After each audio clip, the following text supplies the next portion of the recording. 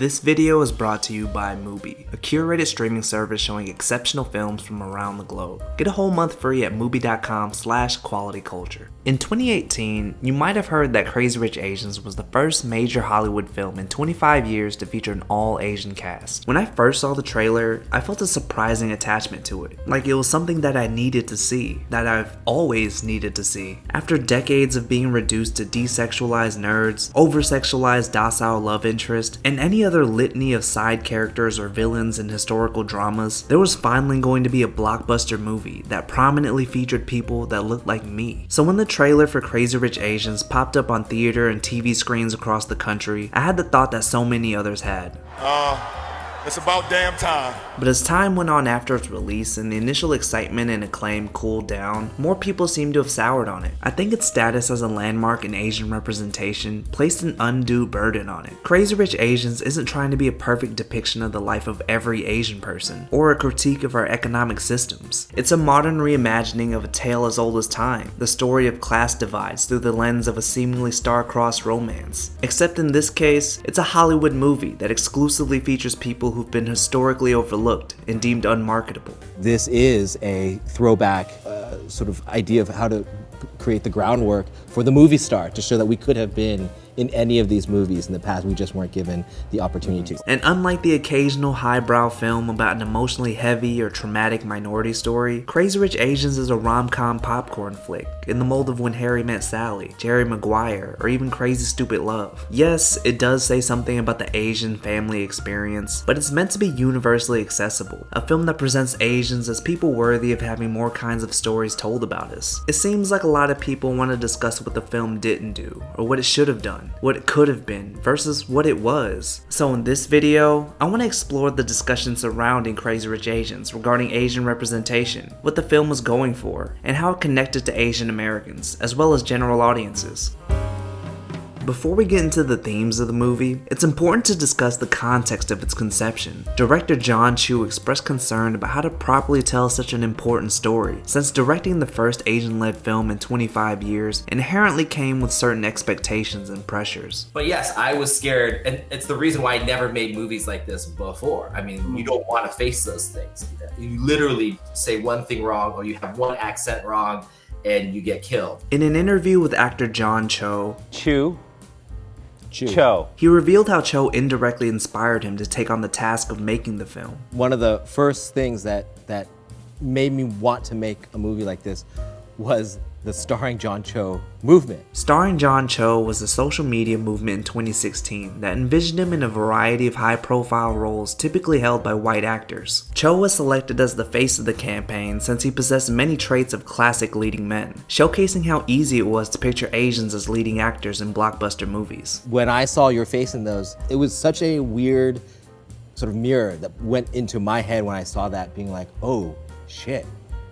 Why aren't we doing this, and who can do that? The movement was a response to the Sony leaked emails, where director Aaron Sorkin addressed the lack of Asian-led movies, asserting there weren't any Asian movie stars to take on those roles. His explanation reflected the mentality many Hollywood executives had regarding Asian actors, as they didn't believe them to be bankable stars. It's the reason the 2008 film 21 was led by a white actor, even though it was based on the real-life story of the MIT blackjack team, mostly composed of Asian Americans. Asian characters, regular and offensive, have historically been whitewashed. From Mickey Rooney's now infamous character in Breakfast at Tiffany's, Katharine Hepburn as a Chinese woman, to John Wayne as Genghis Khan, and even modern day instances like Scarlett Johansson in Ghost in the Shell, that one movie with Emma Stone, and Tilda Swinton in Doctor Strange. Regarding Doctor Strange, writer C. Robert Cargill revealed the reasoning behind casting Tilda Swinton as the Ancient One was based on avoiding a hurtful Asian stereotype. Oh, it's another white guy goes to the Orient and adopts their ways and then comes back and is the great white hero story. It's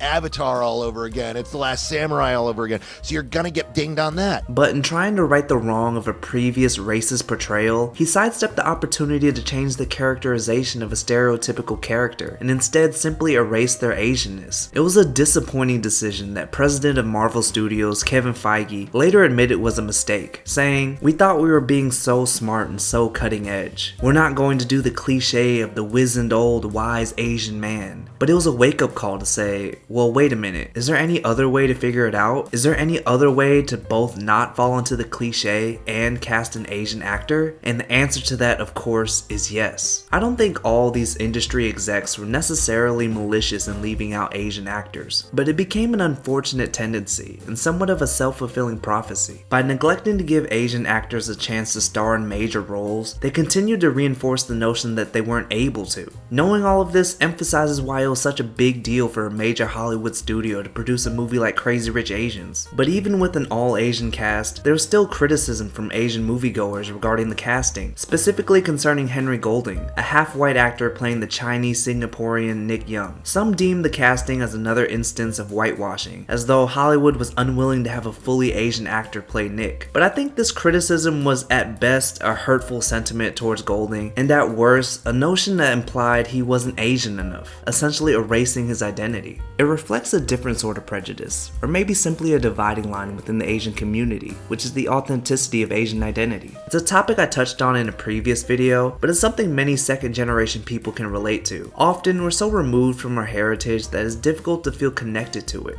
Yellow on the outside or white on the inside. It's actually a recurring theme in Crazy Rich Asians, first shown when Rachel meets Nick's wealthy family. She feels more and more alienated as the night goes on due to her more humble background, but also because she struggles to relate to them on a cultural level, even though on paper they share the same ethnicity. 你看起来是华人，你讲的是中文，可是这里，在这里 you're different. And for those who are biracial, it can be even more difficult to connect to one's heritage. So for all the calls of whitewashing regarding Henry Golding, I found it incredibly insensitive and dismissive of his experience as an Asian man. But this discussion around Golding proved why it was such a difficult task to make a movie like this. After all the time that passed since the last Asian-led movie, there were so many stories that hadn't been told yet, that it seemed like many of us wanted, maybe even needed, our specific story to be perfectly captured. People who come after me for doing this or that, like, I don't blame them either. I understand that frustration. I watch movies, I have the same frustration. One movie can only do so much, and I'm not sure everyone fully understands it. So, but, and that's sort of the problem, is the more movies, the more that each movie can do its own individual thing, and it doesn't have to take on the whole freaking pie. And that's where I think a lot of people overlook the significance of Crazy Rich Asians. While I agree the film wasn't able to take on the whole pie, I don't think it was trying to. And honestly, it's unfair to put the burden of telling 25 years of untold stories on one movie. So it's only right we try to understand the story Crazy Rich Asians was trying to tell. Crazy Rich Asians primarily follows the story of Rachel, a Chinese-American woman who goes to Singapore with her boyfriend Nick for a wedding and to meet his family. Rachel, an economics professor at NYU, raised by a hardworking immigrant single mother, is somewhat of a poster child for the American dream. But when she meets Nick's family, she's simply viewed as a greedy American, looking to climb the socioeconomic ladder. The film is based on a 2013 novel by Kevin Kwan, and while many claim the book is better, I'm gonna have to respectfully disagree. For one, the book often goes into excruciating detail about the outrageously expensive clothing and jewelry worn by each character, which was charming at first, but honestly got really tiresome halfway through. Rachel's character has very little agency, and several of the plot points were needlessly convoluted. By the end, the whole thing just fizzled out and felt really anticlimactic. I'll go into more of the necessary changes the movie made, but I will say I enjoyed the book's footnotes and tidbits discussing Singaporean history, culture, and food. Sidebar, the movie soundtrack is littered with Chinese renditions of vintage ragtime music, adding to this idea of a reimagined old Hollywood film.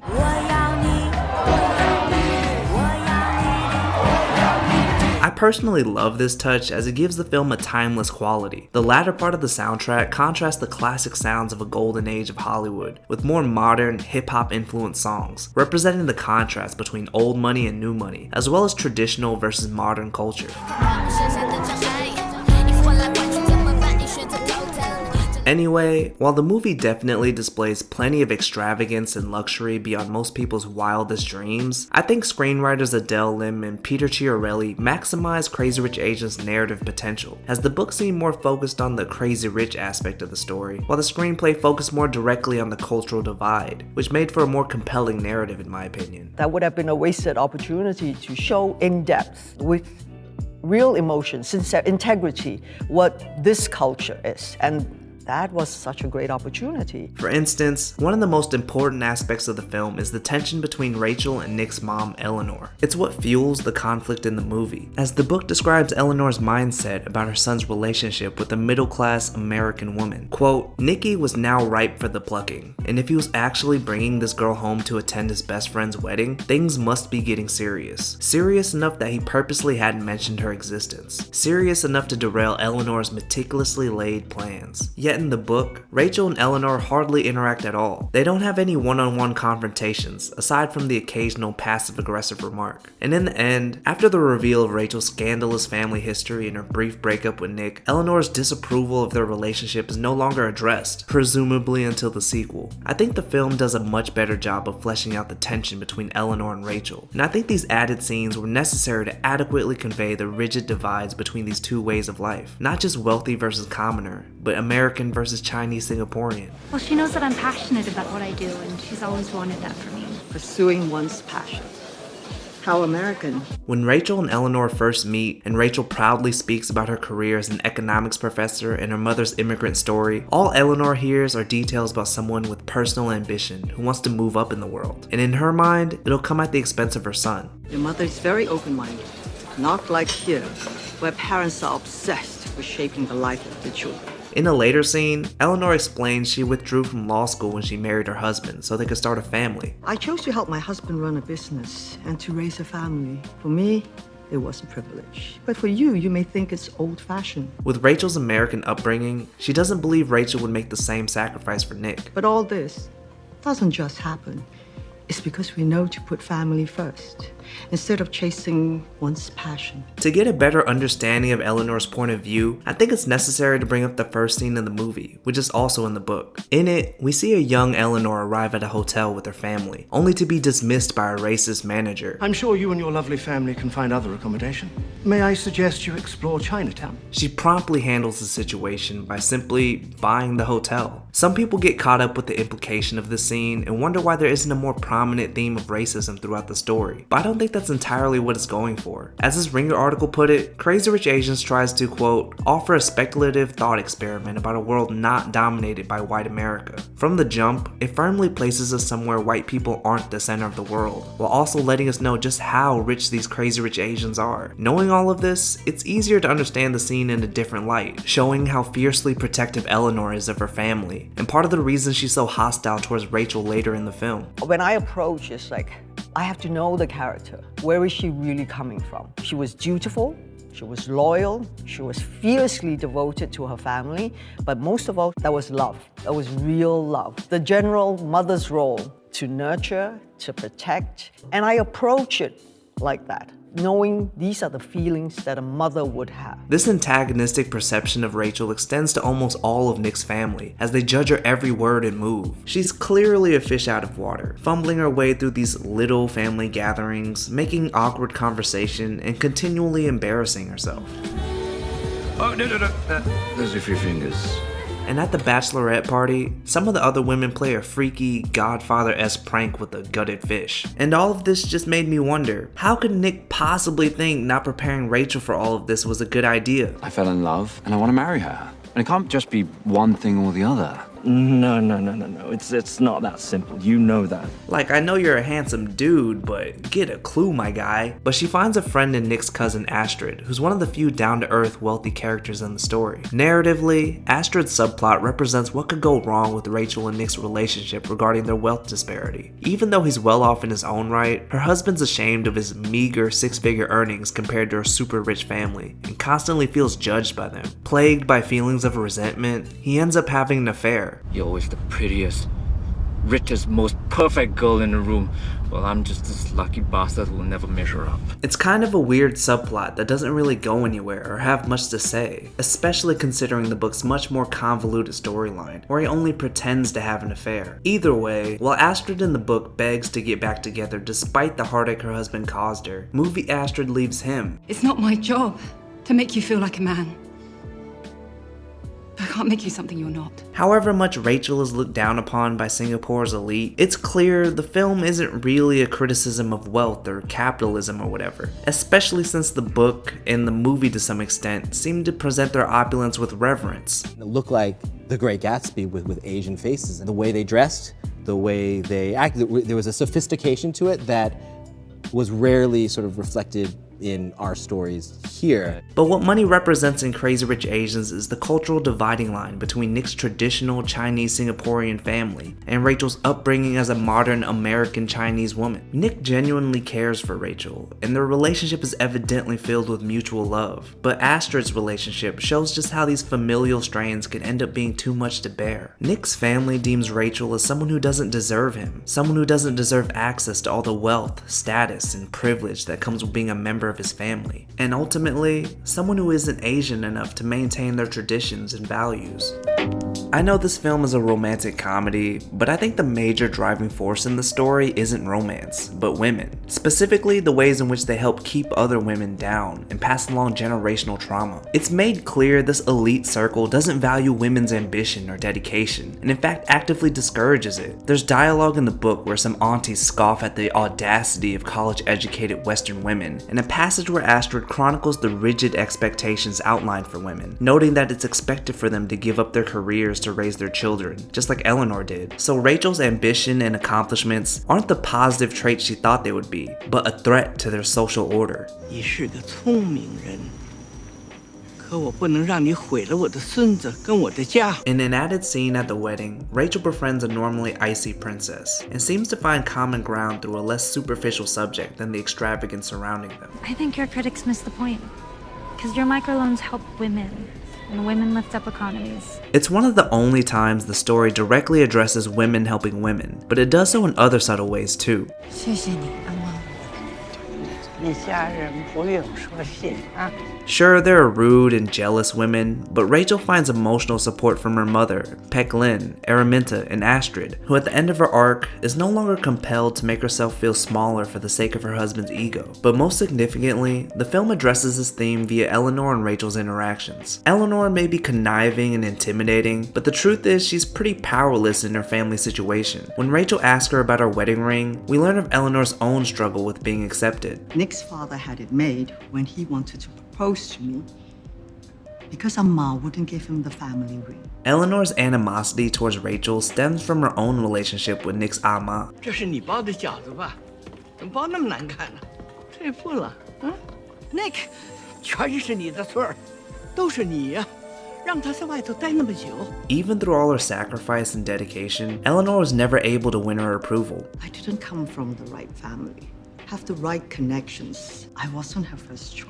Honestly, I wasn't her second. And because of this, she doesn't believe Rachel, with her even less desirable background and upbringing, could possibly earn her own blessing. There were many days when I wondered if I would ever measure up.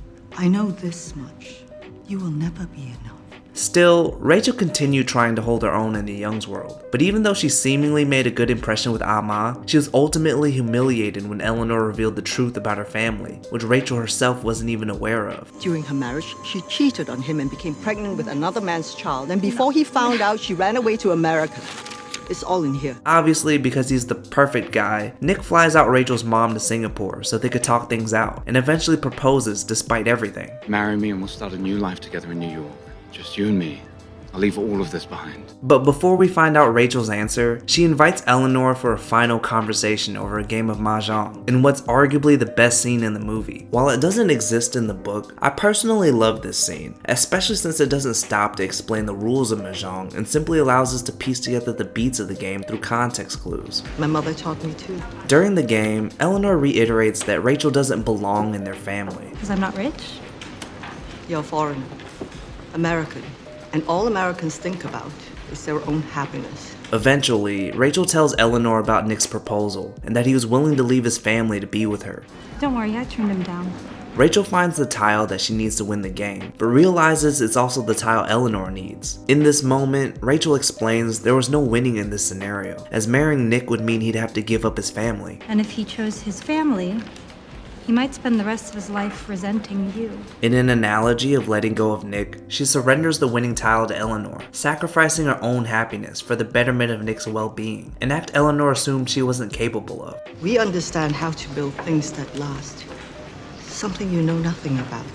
I'm not leaving because I'm scared, or because I think I'm not enough. I just just love Nick so much. I don't want him to lose his mom again. It's a powerful moment that makes Eleanor reconsider her assumptions about Rachel. She notices Rachel's mother nearby, and the simple look they give each other expresses so much. From their differences in upbringing, class, and also their respective traumas in each of their lives, but I think it also acknowledges their mutual respect for the sacrifices they've made to protect their families. The book notes, Rachel and her mom had a relationship that differed even from Rachel's Asian American friends and their parents, one where they engaged in judge-free conversation, hugged each other, and said I love you. And that was her own way of undoing the generational trauma she experienced with her own parents in China. The point is, Rachel's characterization showed there's a way to do both, to try to do what's best for the people you love and pursue what you want in life, the same way her own mother did. And once Eleanor realized she'd been perpetuating this cycle of judgment and ridicule, all for the sake of saving face, I think she made a decision to start undoing the patterns of discouraging women of the next generation. I had young people come up to me and say,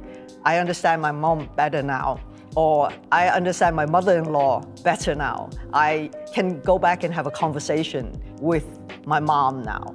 And I think that was very important. In the end, Nick made one last Hail Mary attempt to win Rachel back. In a film packed with stunning backdrops, lavish parties, and one of the most beautiful wedding scenes I've ever seen, it feels right that instead of a picture-perfect proposal, Nick had to tell Rachel his plan through a cramped airplane aisle full of sweaty passengers. Before Rachel could think of a reason to say no, he revealed the engagement ring. It was Eleanor's, signifying her blessing for their marriage.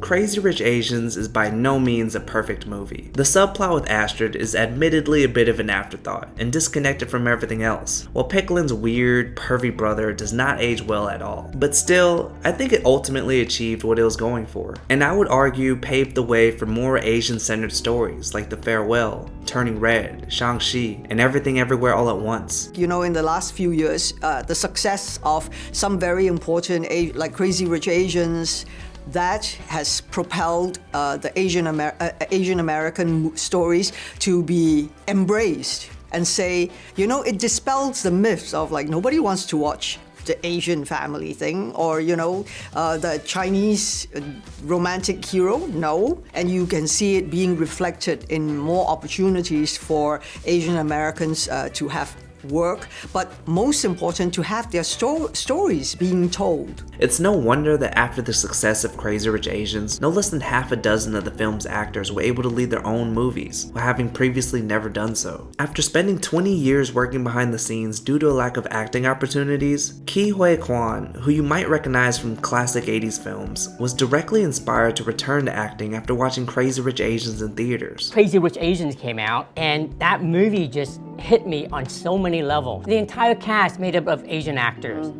And I go, wow, I wish I was up there with them. It shows the power of representation and what it can mean to see people like yourself on the big screen. That's a big part of the reason John Chu and Kevin Kwan declined signing the film to streaming services and specifically opted for a theatrical release. I do think for this movie, for this particular set of circumstances, we knew the power of cinema. We have not given up on the power of movies.